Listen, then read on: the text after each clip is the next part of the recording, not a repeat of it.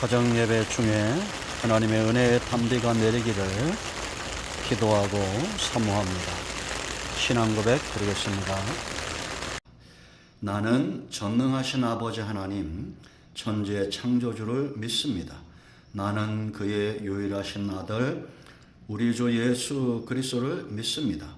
그는 성령으로 잉태되어 동정녀 마리아에게서 나시고 본디오 빌라도에게 고난을 받아 십자가에 못 박혀 죽으시고 장사된 지 사흘 만에 죽은 자 가운데서 다시 살아나셨으며 하늘에 오르시어 전능하신 아버지 하나님 우편에 앉아 계시다가 거기로부터 살아있는 자와 죽은 자를 심판하러 오십니다. 나는 성령을 믿으며 거룩한 공교회와 성도의 교제와 죄를 용서받는 것과 몸의 부활과 영생을 믿습니다. 아멘. 말씀은 마태복음 7장 7절로 11절 말씀입니다. 기도합니다.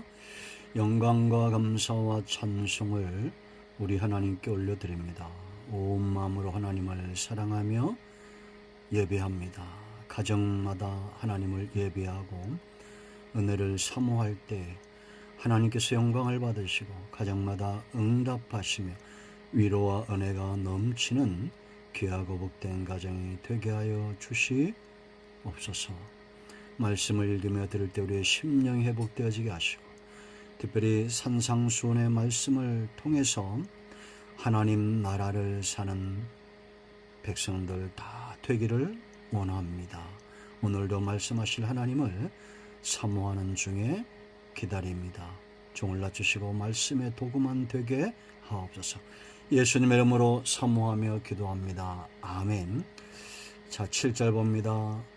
구하라 그리하면 너에게 주실 것이요 찾으라 그리하면 찾아낼 것이요 문을 두드리라 그리하면 너희에게 열릴 것이니 구하는 이마다 받을 것이요 찾는 이는 찾아낼 것이요 두드리는 이에게는 열릴 것이니라.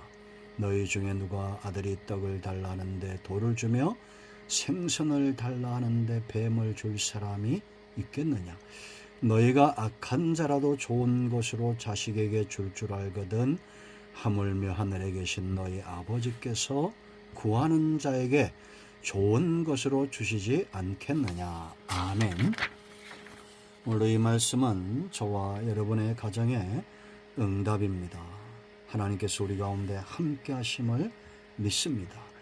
자, 성도는 기도의 사람들이다 이렇게 보시면 됩니다.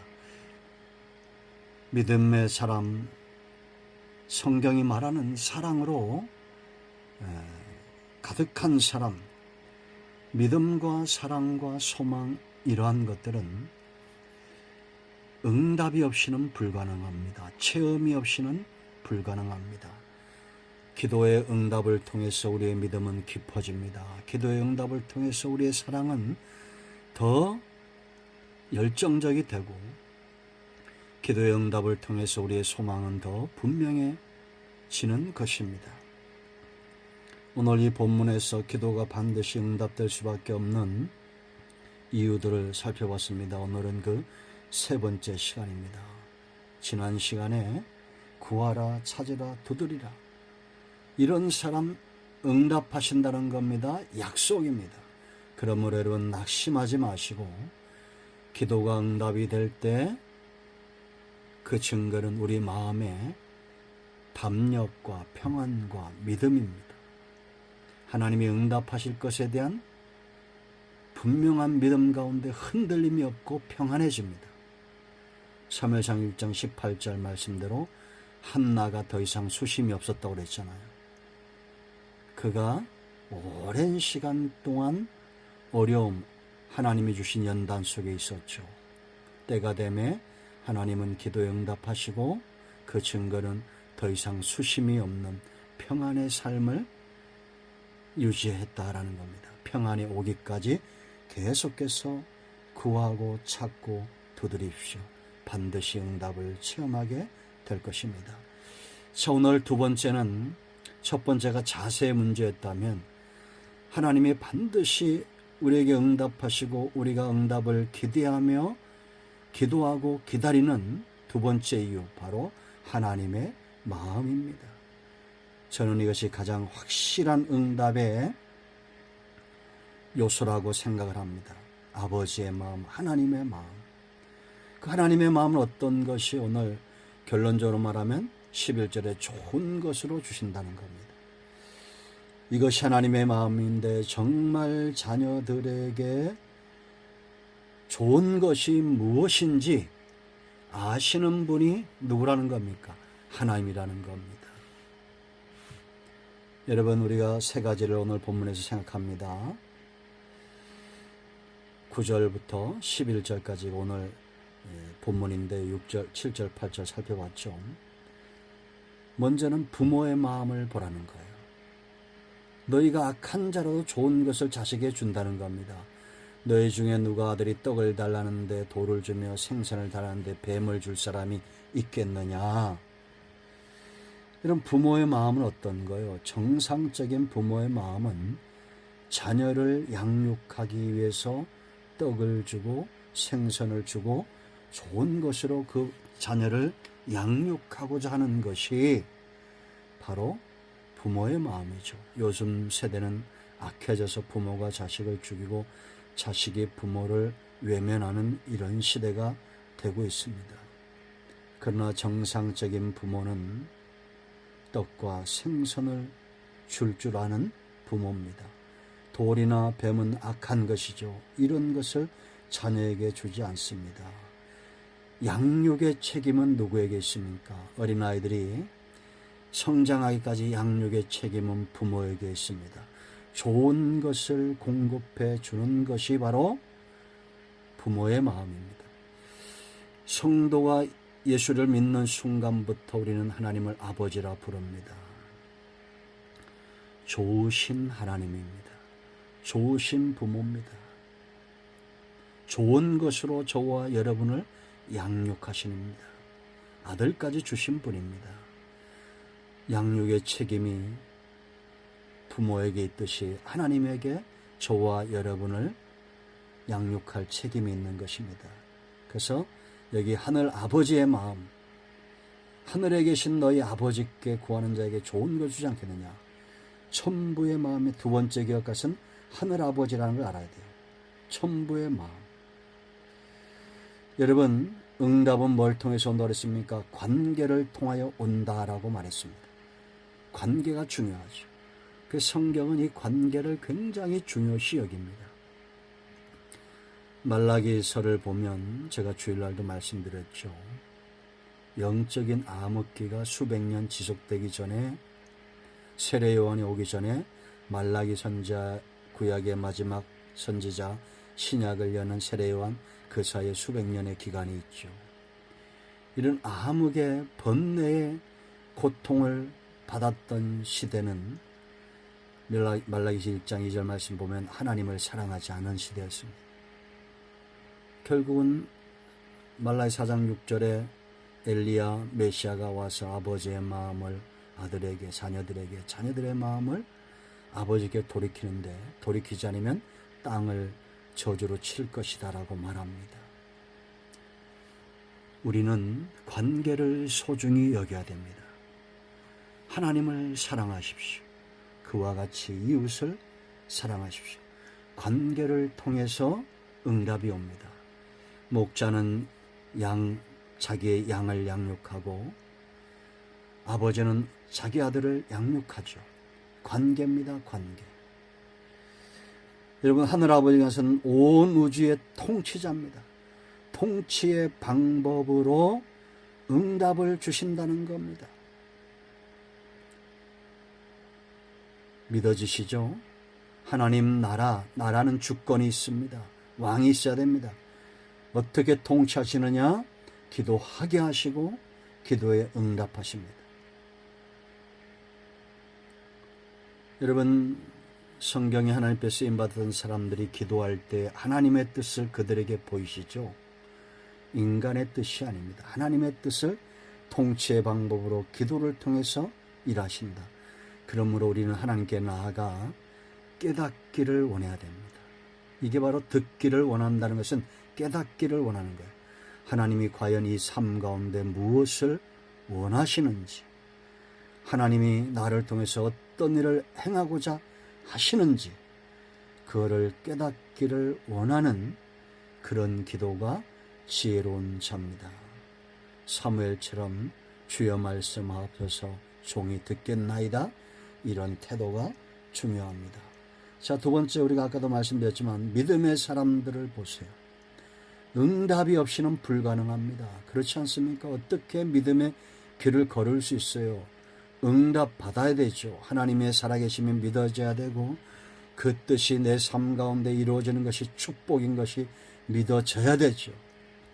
앞날에 대한 두려움이 없어야 믿어지는 겁니다. 하나님께 기도한 사람들이 누리는 특혜입니다. 그들은 앞날에 대한 두려움이 없습니다. 평안이 있습니다. 자, 세 번째 중요한 이유는 바로 사역이죠. 하나님께서 우리 가운데 응답하셔야 될 이유, 우리가 힘을 공급받지 않고는 이 사역을 감당할 수 없어요. 그러므로 응답이라는 것은 단지 하나님의 뜻에 대한 계시뿐만 아니라 저와 여러분의 영혼을 소성시키시고 우리의 육체의 강건함을 허락하시며 우리의 영혼의 담대함을 허락하셔서 모세가 바로 앞에 서듯이 세상 앞에 세우셔야 된다라는 겁니다. 그래서 하나님은 80년 동안 모세를 연단시키시고 하신 방법이 뭐냐? 신발 벗기는 거예요. 자기 고집대로, 자기 완력대로, 자기 힘대로 살았던 그 모세, 결국은 사람을 쳐서 죽이잖아요. 그런 사람의 신발을 벗기는데 미디안 광야에서 40년이 걸립니다. 이제는 하나님이 가라면 가고 서라면 서야 되는데, 그런데도 르비딤에서 두 번째 혈기로 반석을 쳤다가 가나안 땅을 기업을 얻지 못하죠. 여러분, 하나님이 못돼서가 아닙니다. 우리가 혈기로 하나님의 뜻을 이룰 수 없다는 것을 분명히 가르치시는 겁니다. 천부의 마음, 하나님의 마음, 우리를 통치하시기를 원합니다. 할렐루야. 자, 그럼 우리가 세 번째 알아야 될 것이 뭐냐면, 여기 구하는 자에게 좋은 것을 주신다. 그런데 구하는 자가 좋은 것이 뭔가를 알고 구하면 그야말로 1등 금산청하요. 좋은 것에 대한 관심이 없지만 기도하다 보니까 하나님께서 좋은 것을 주심을 깨닫는 것이 2등입니다. 세 번째는 하나님이 좋은 것을 주신 것에 대해서 관심도 없고 깨닫지도 못하고 고집스럽게 육성만 위해서 우리에게 고기를 달라고 소리쳤던 이스라엘 백성들처럼 자신의 육적인 삶만 위해서 구하는 자 등 외의 사람입니다. 그럼 좋은 것이 뭘까요? 아마 여러분들 가운데는 가슴이 뛰는 분들이 있을 것이고 에게 이렇게 외면하시는 분이 있을지도 모릅니다. 누가복음 11장 13절 말씀 보면 똑같은 구절에 응답이 있습니다. 너희가 악할지라도 좋은 것을 자식에게 줄 줄 알거든. 누가복음 11장 13절입니다. 하물며 너희 하늘 아버지께서 구하는 자에게 성령을 주시지 않겠느냐. 여기 구하는 자에게 하늘 아버지께서 500억, 1000억 주신다 그러면 아마 사람들이 교회마다 기도마다 미어 터질 겁니다. 그런데 성령을 주신다는 겁니다. 여러분, 이건 놀라운 축복입니다. 성령의 사람은 정말 소중한 것들을 압니다. 성령이 이끌어 가는 대로 가는 거예요.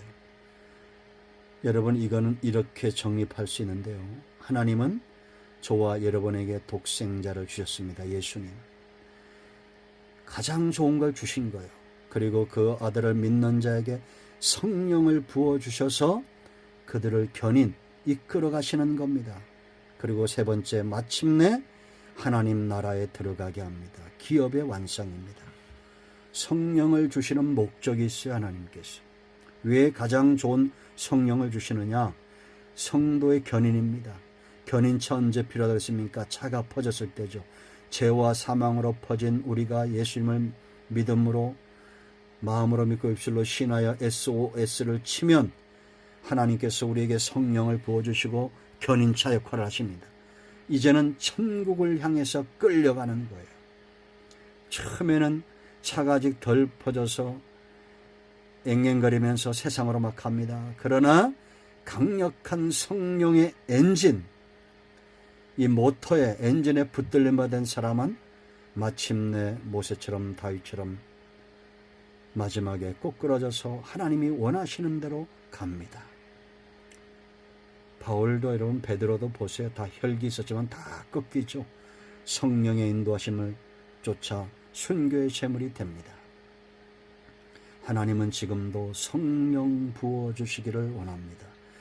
이제 이 말씀을 약속으로 근거하여 예수님의 이름으로 구합니다. 저와 여러분의 가정에, 우리의 자손들에게 좋으신 천부 하늘 아버지께서 성령을 부어주시기를 원합니다. 병들고 지쳐있는 영혼들에게, 마음이 상한 영혼들에게, 문제 있는 영혼들에게, 악한 영에 사로잡혀 있는 사람들에게 성령의 강력한 임재하심이 있기를 무엇보다도 소중히 간구합니다. 아멘. 할렐루야.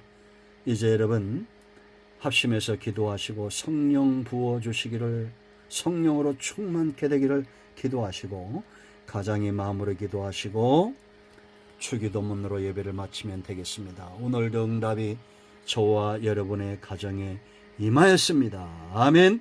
할렐루야.